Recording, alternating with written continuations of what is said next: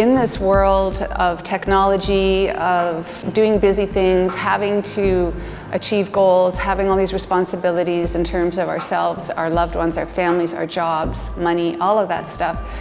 And I know that from my experience, it's really easy to become dissociated from my body, our bodies, our breath, and our ability to express ourselves by really listening to the body and being aware.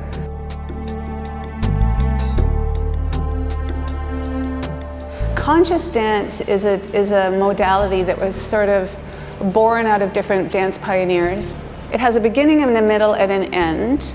A person or a group of people will follow a journey of different themes that kind of grow in intensity musically and movement, arcing, climaxing, and then sort of resolving. So typically we start on the floor. The music is very grounded, it's very slow, it's very percussive, and the invitation is to drop into the out-breath, drop into the weight of the body, drop into gravity, explore the floor, surrender, and just let go. Just let go of the mind, drop into the body, and really surrender.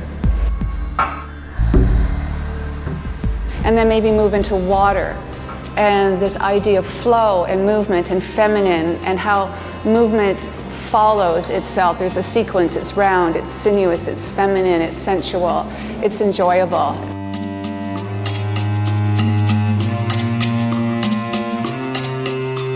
And then from there, it kind of moves into something that's a little bit more aggressive, maybe more masculine, sharp, angular. It's like a pulsing, rhythmic section is all about breaking through boundaries, personal boundaries, moving through the space, moving around other people, taking direction, zigzags, moving with our angles and our bones, busting out of the self that is afraid to move out into the world. So you can see it's a metaphor.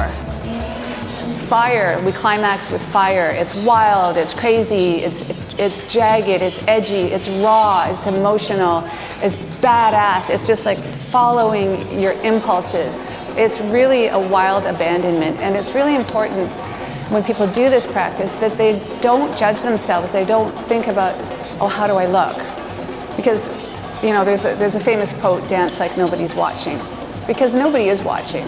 The watcher is us. The watcher is ourselves. So with this wild, chaotic abandonment at the top, the climax of this arc, the invitation is to just transform and to burn up old stagnation in the body, old thought patterns, old traumas, old ideas of who we think we are, and to just be in it. Celebrate that.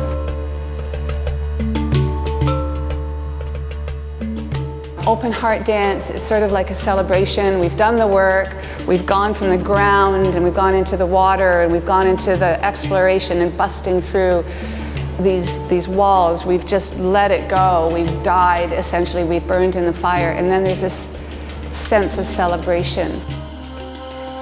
To resolve this arc, we end up with a beautiful final sequence called prayer. I call it prayer. Some people might call it stillness or resolve. The music, of course, would be very minimal, and there the invitation is just to come into stillness. And then the question would be, what is prayer? You know, and what is prayer? For me, prayer is an invitation to merge with something that is greater than myself, that is omnipresent, that is open, that is resolved, that is beautiful. And how does that get expressed with my body? We're all dancers, no matter who we are, what our age is, what our background, our ethnicity, our gender. It doesn't matter. As long as we have a body and we can move it, and maybe even if we can't move it, there's still ways to express ourselves through movement.